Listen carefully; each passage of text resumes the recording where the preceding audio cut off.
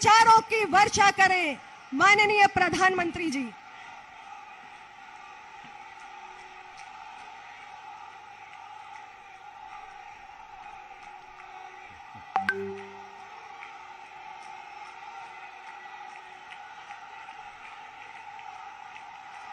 नमस्कार।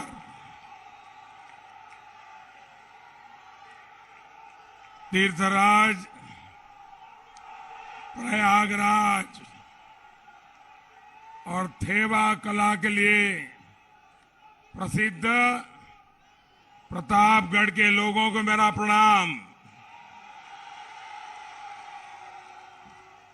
ये भूमि मर्यादा पुरुषोत्तम श्री राम और श्री निषाद राज की महान मित्रता की साक्षी है।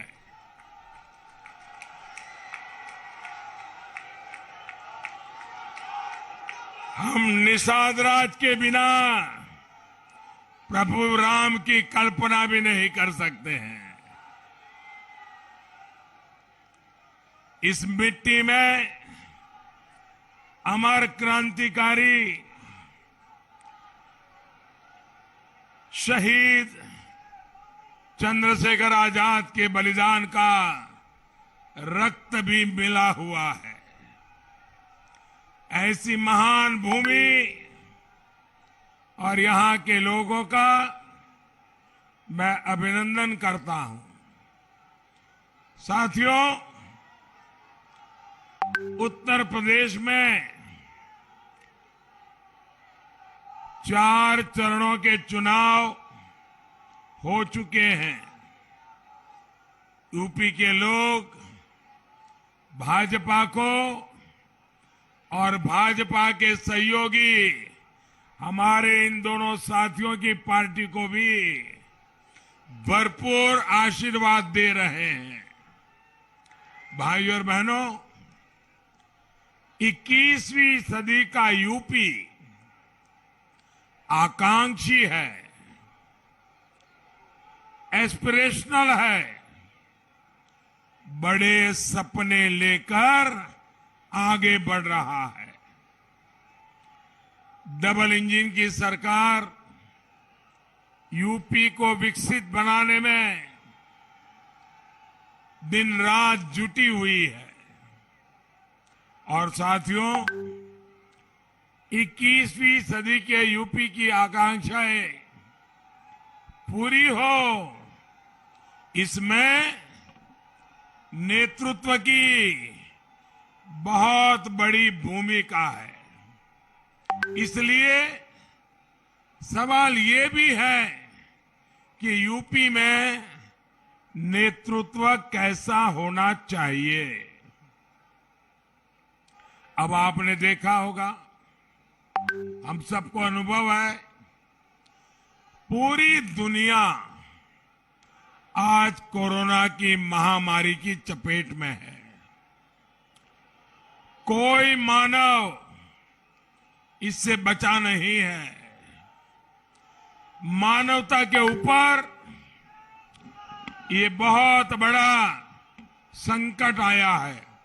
दोस्तों, अब जगह नहीं है, आप आने की कोशिश मत कीजिए, जहां है वहीं रुक जाइए।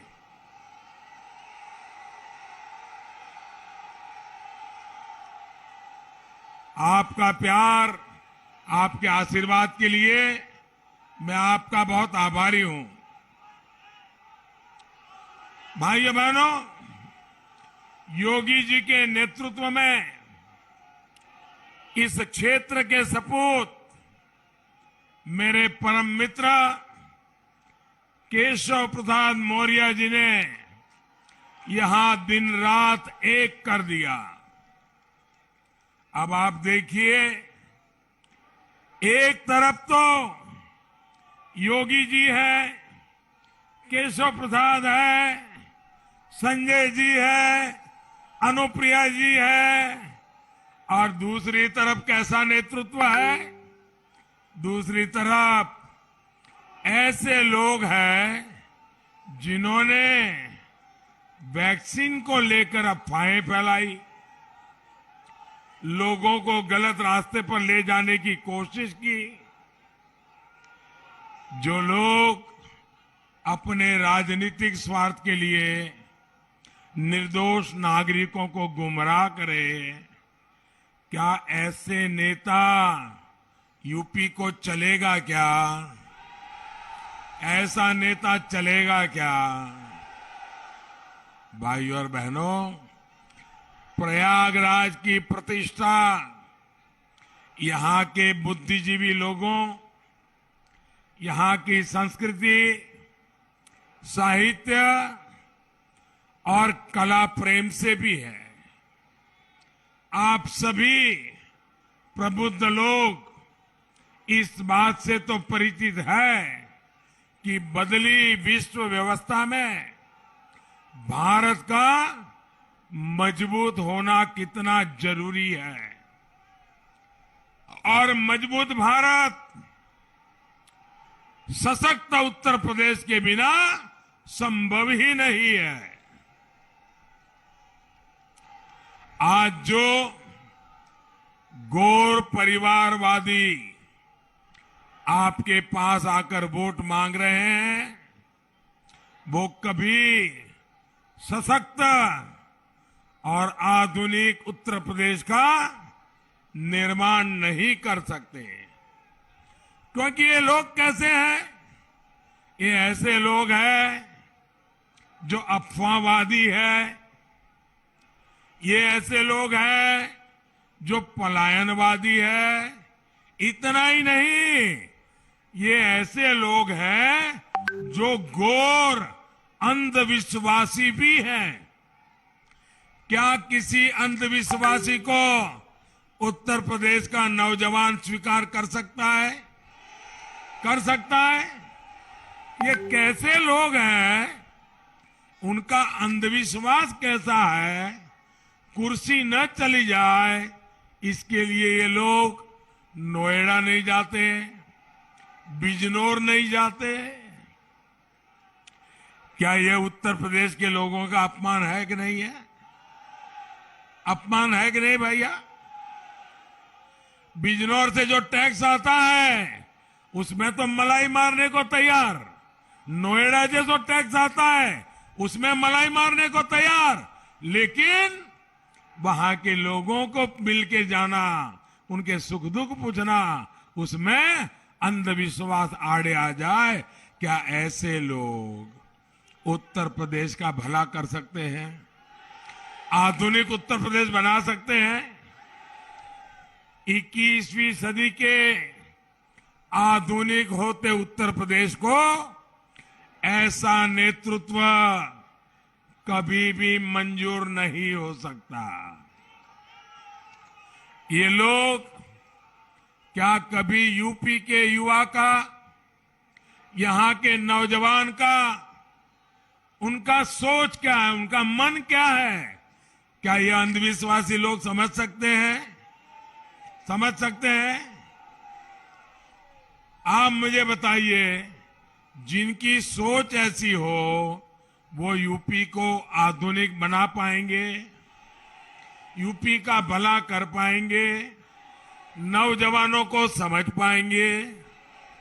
भाई और बहनों, जब मैं किसी भी पद पर नहीं था और पार्टी का एक छोटा सा कार्यकर्ता था और पार्टी के काम के लिए हिंदुस्तान भर में भ्रमण करता था और मुझे अक्सर प्रयागराज आना होता था। एक तो यहां की यूनिवर्सिटी का गौरव और दूसरा यहां के होनहार छात्र छात्राएं।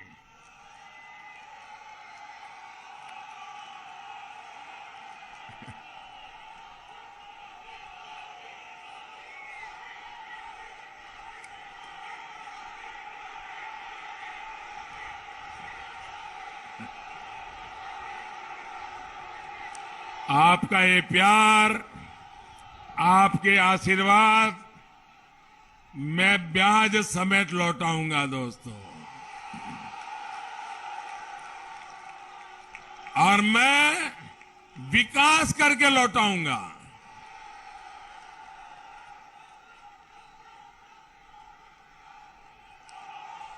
प्रयागराज एक तरह से मेधावी युवाओं का भी संगम है।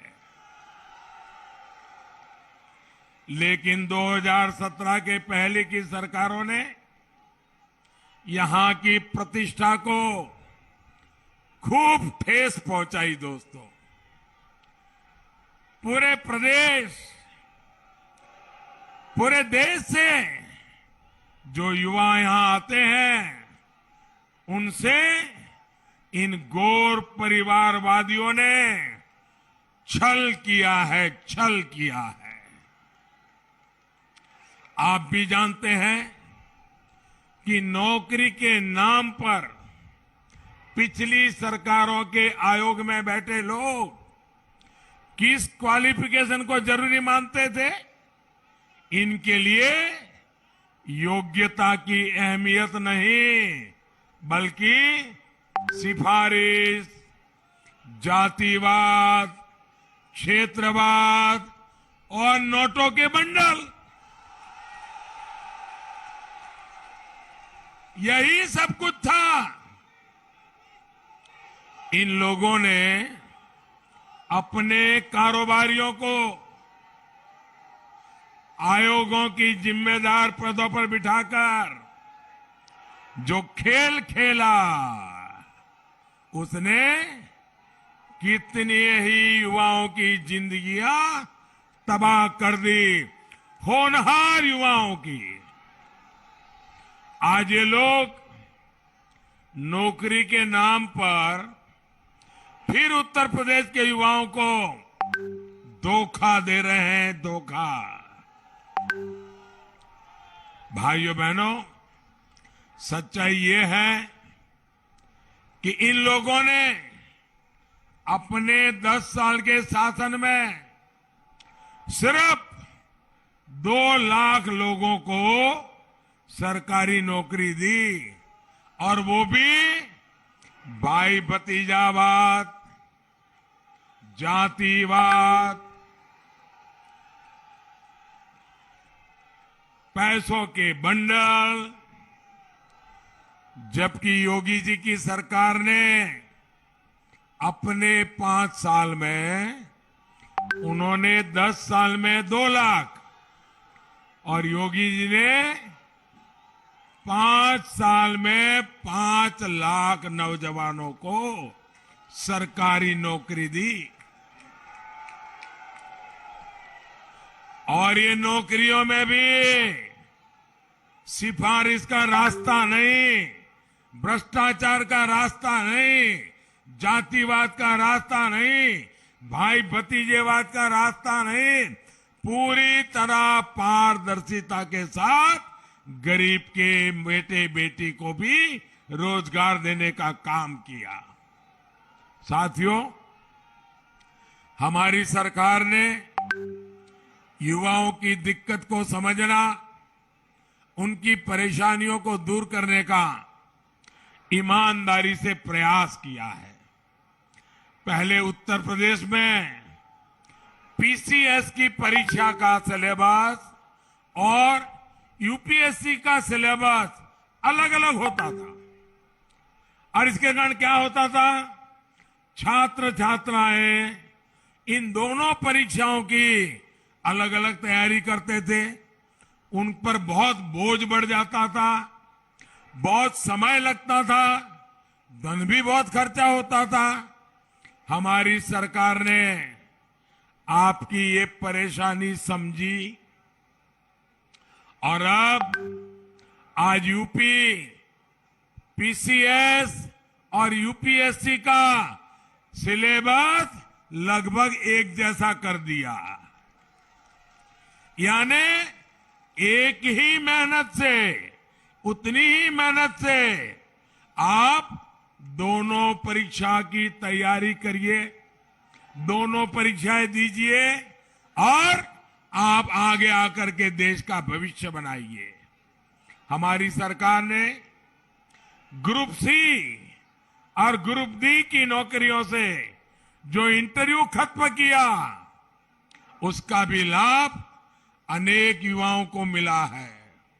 साथियों, पहले की सरकारों में विकास के नाम का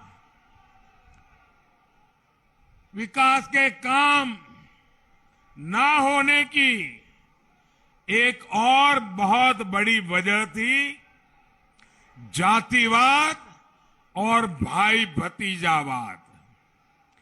परियोजना बनने से लेकर पास होने तक और उसके काम शुरू होने से पहले ठेकेदारी तक में भाई भतीजावाद, छोटी छोटी ठेकेदारी में, अरे कुंभ जैसे पवित्र काम में भी ये गोरख धंधे इन्होंने किए हुए हैं। गौर परिवादियों के करीबियों को ही ज्यादातर सरकारी परियोजनाओं के ठेके दिए जाते थे। कहीं पता था कहीं सीवर लाइन बिछानी है तो ठेका उन्हीं के किसी भाई भतीजे को मिलता था, क्योंकि कोई पूछने वाला नहीं होता था। तो ये लोग काम भी घटिया क्वालिटी का करते थे, क्योंकि कोई कार्रवाई नहीं होती थी। इसलिए ये लोग आधा अधूरा काम करके पूरे के पूरे पैसे लेकर के भाग जाते थे। प्रयागराज ही नहीं, यूपी के मेरे नौजवान मित्रों ध्यान रखिए, यूपी के हर जिले का ऐसा ही हाल है। आधे अधूरे काम छोड़ करके भाग गए और पैसे पूरे लेकर के चले गए। यहां के बाहुबली, यहां के माफिया, उनकी मर्जी की सबसे बड़ी सर्वोपरि उनकी मर्जी हुआ करती थी। इस वजह से कहीं अस्पताल अधूरा, कहीं स्कूल अधूरा, उनके ठेकेदार और दलालों की जेब भर गई तो वे संतुष्ट हो जाते थे। योजना का पैसा मिल बांटकर खा लिया जाता था। योगी जी की सरकार में आने के बाद माफिया का क्या हुआ? गए जेल। माफिया का क्या हुआ? माफिया का क्या हुआ? और ठेकेदारी में भी ये जो लोग थे वो भी 5 साल ताले लगा करके बैठ गए हैं, और अगर मौका मिला तो ताला खोद करके वो फिर से ठेकेदारी के लिए आने वाले हैं। क्या ऐसे लोगों को आने देंगे? आने देंगे? माफियाओं को जेल से बाहर आने देंगे? जेल से बाहर आने देंगे? अब पूरी पारदर्शिता के साथ योग्य लोगों को काम दिया जा रहा है। और इन सबसे बड़ा उदाहरण आपने यहां प्रयागराज में कुंभ के दौरान देखा है। योगी जी की सरकार में आप सभी के सहयोग से संपन्न हुए कुंभ के दिव्य और भव्य आयोजन को दुनिया ने सराहा है। कुंभ के मेले पहले भी होते थे, हर बार होते थे, लेकिन कभी उसकी अच्छाइयों के विषय में दुनिया में चर्चा नहीं होती थी। इस बार जो प्रयागराज ने कुंभ किया, योगी जी और केशव जी के नेतृत्व में जो काम हुआ, विश्व की बड़ी बड़ी संस्थाओं ने उस पर स्टडी की। यूनेस्को ने हमारे इस कुंभ की परंपरा को विश्व विरासत का दर्जा दिया। भाइयों, क्या प्रयागराज के हर नागरिक को गौरव होता है कि नहीं होता है? उत्तर प्रदेश के हर नागरिक को गौरव होता है कि नहीं होता है? हर हिंदुस्तानी को गौरव होता है कि नहीं होता है? प्रयागराज में एक कुंभ मेले ने सारी दुनिया की सोच बदल दी भाइयों। एक काम योगी जी केशव जी की जोड़ी ने करके दिखाया। जिस तरह पहले की सरकारों ने यूपी के नौजवानों को धोखा दिया, वैसे ही प्रयागराज को भी विकास के लिए तरसा कर रखा। जिन्हें प्रयागराज नाम से ही चीड़ हो, प्रयागराज बोलिए तो इनका कान खड़े हो जाते हैं। प्रयागराज बोलना चाहिए नहीं बोलना चाहिए भाई? प्रयागराज बोलने से आपको गर्व होता है कि नहीं होता है? अगर प्रयागराज नहीं बोलोगे तो निषाद राज को भी भूल जाओगे। भाई और बहनों, भाजपा की डबल इंजन सरकार ने देश की भी और उत्तर प्रदेश की भी राजनीति को एकदम बदल दिया है। इन गौर परिवारवादियों ने इतने दशकों तक संप्रदायवाद की राजनीति की, जातिवाद की राजनीति की, क्षेत्रवाद की राजनीति की। इनकी राजनीति का दायरा संकुचित है, सीमित है, संकीर्ण है। भाजपा की राजनीति का दायरा विस्तृत है, विशाल है, सर्वसमावेशी है। भाइयों बहनों, मुझे अनुप्रिया जी के पिताजी से बहुत पुराना संबंध रहा मेरा। वे सरदार पटेल के अनन्य भक्त थे। सरदार साहब के प्रति उनके मन में बड़ी श्रद्धा थी और वो हमेशा अमूल डेयरी के काम को देखने समझने के लिए आया करते थे। तो जब भी आते थे मुझे भी उनके दर्शन का सौभाग्य मिलता था और हर बार सोनेलाल जी जब भी आए गरीब की बात, पिछड़ों की बात, सबके कल्याण की बात करते थे। भाइयों बहनों, मुझे जब भी हमारे संजय जी से बात करने का मौका मिला, अभी भी वो मुझे समाज के सब वर्गों की भलाई की बात कर रहे थे। भाइयों बहनों, भाजपा की राजनीति का दायरा विस्तृत है, विशाल है और जैसे अभी अनुप्रिया जी बता रही थी, सर्वसमावेशी है। इसलिए चुनाव परिणाम आने के बाद चुनाव आयोग को इन लोगों ने शुरू कर दिया है। मुझे किसी ने मैसेज दिया, बड़ा मजेदार मैसेज दिया। वो यहां की राजनीति को बराबर जानते हैं। तो उन्होंने मैसेज दिया कि मुझे लगता था कि जब 5वां चरण पूरा हो जाएगा या 6वां चरण पूरा हो जाएगा, इसके बाद ये ईवीएम को गाली देना शुरू करेंगे।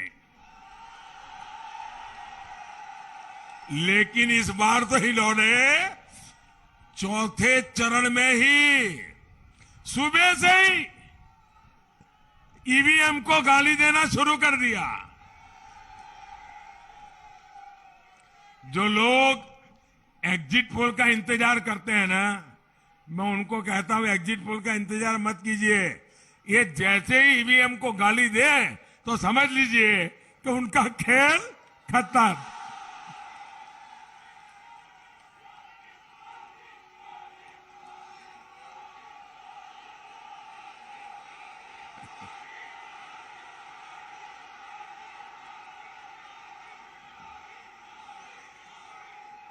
साथियों, ये देश का सौभाग्य रहा है कि हमारे यहां गंगा जी की सफाई का अभियान सांप्रदायिकता की नजर से नहीं देखा गया। इसमें एक दृष्टि पर्यावरण की भी रही। माना गया कि चलिए पर्यावरण से जुड़ा कोई अच्छा काम हो रहा है। सांप्रदायिकता का रंग नहीं रंगा उसे।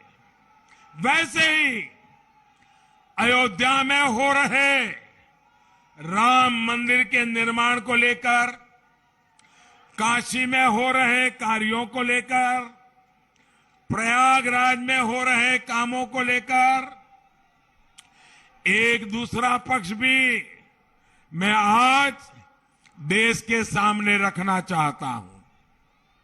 और ये उन लोगों के लिए जानना जरूरी है जो अयोध्या, काशी, मथुरा, प्रयागराज, केदारनाथ, बद्रीनाथ यहां हो रहे सब कामों को सांप्रदायिक नजर से देखते हैं। साथियों, अगर मैं कोरोना से पहले की बात करूं तो 2 साल पहले 2019 में मुस्लिमों के पवित्र स्थान मक्का में 2 करोड़ से ज्यादा लोग हज करने लिए, उम्रा करने के लिए गए थे। इसी तरह ईसाइयों के पवित्र स्थान वेटिकन सिटी में 2 साल पहले 2019 में करीब करीब 1 करोड़ लोग वहां के चर्च और म्यूजियम को और पोप के दर्शन करने के लिए गए थे। इन देशों ने वहां पर आने वाले भक्तों के लिए बेहतरीन सुविधाएं तैयार की है, आधुनिक व्यवस्थाएं बनाई है, लोगों को वहां पर रहने की दिक्कत ना हो, कनेक्टिविटी की परेशानी ना हो, हर तरफ साफ सफाई हो, इसका बहुत ध्यान रखा जाता है। लेकिन भारत में अगर हम उसी दिशा में कुछ काम करें, लोगों की सुविधा की चिंता करें, नागरिकों की भलाई के लिए काम करें, तो इनको वो सांप्रदायिक चश्मों से ही देखने की कोशिश करते हैं। आप खुद देख रहे हैं, काशी विश्वनाथ धाम परियोजना के बाद वहां आने वाले भक्तों की संख्या इतनी बढ़ गई है कि वहां गरीब से गरीब को अब रोजी रोटी के नए अवसर मिल गए हैं। जो आने वाले लोग हैं उनमें आस्था भी है और ये नया परिवर्तन आया उसका कौतूहल भी है। बनारस में जो विकास के काम हो रहे हैं वो काशी और इस क्षेत्र की इकोनॉमी को बदलेंगे। और प्रयागराज के लोग तो हर कुछ साल में देखते हैं कि जब कुंभ का आयोजन होता है तो कैसे उसमें आस्था के साथ आजीविका भी जुड़ जाती है। यहां के अनेक लोगों को रोजी रोटी के अवसर खुल जाते हैं।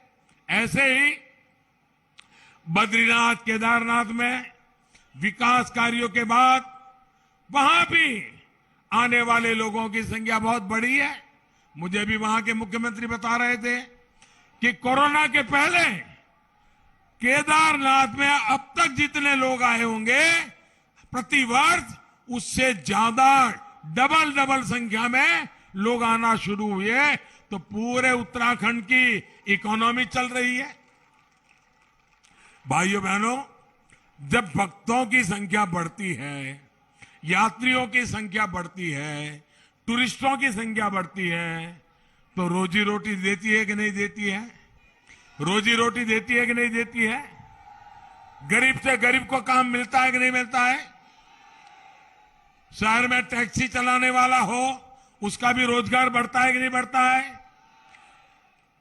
रास्ते के किनारे पर जो फूल बेचता है उसके फूल बेचने वाले की भी कमाई बढ़ती है कि नहीं बढ़ती है?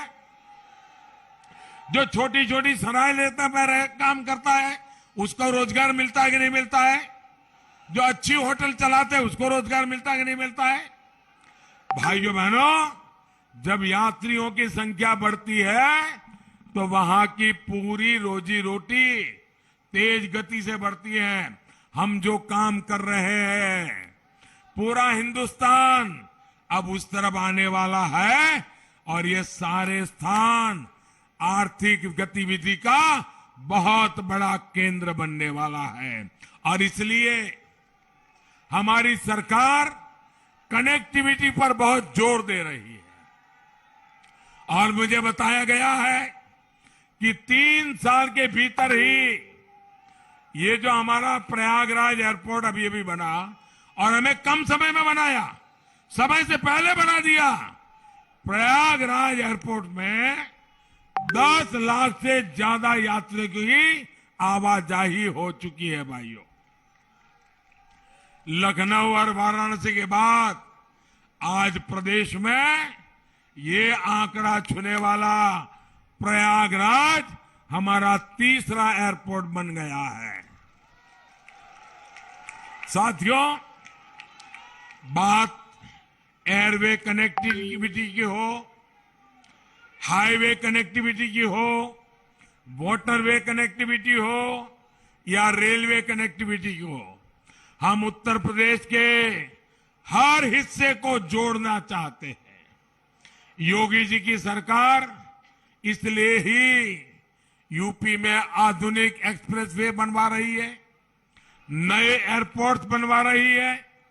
इन विकास कार्यों की गति ना रुके, इसके लिए डबल इंजन की सरकार बननी जरूरी है। और इसलिए आपको बीजेपी को जिताना है। इसलिए आपको अपना दल के हमारे उम्मीदवारों को जिताना है।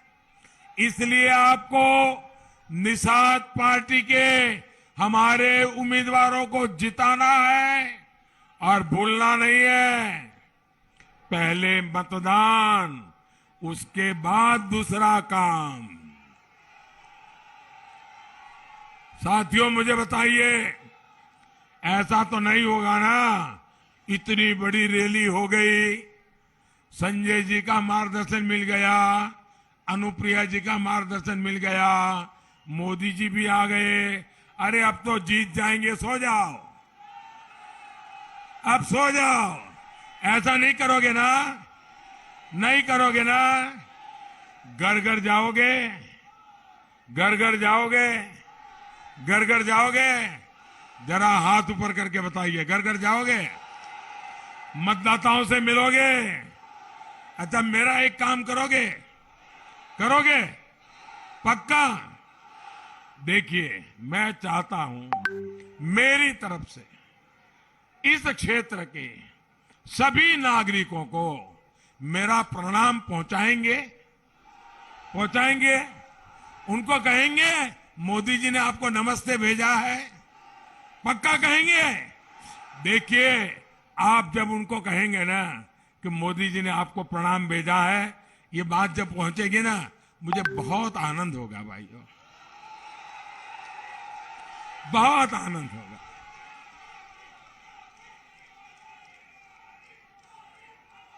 और इसलिए मैं आपसे चाहता हूं, घर घर जाइए, सबको मेरा प्रणाम पहुंचाइए और मेरी तरफ से विनती कीजिए कि इस बार मतदान तो जरूर करना है। भाजपा, अपना दल और निषाद पार्टी को भारी बहुमत से जिताना है। सभी उम्मीदवारों से, संजय जी से, अनुप्रिया जी से आग्रह है, जरा आगे आ जाए, मेरे साथ बोलिए, भारत माता की, भारत माता की, भारत माता की। बहुत बहुत धन्यवाद।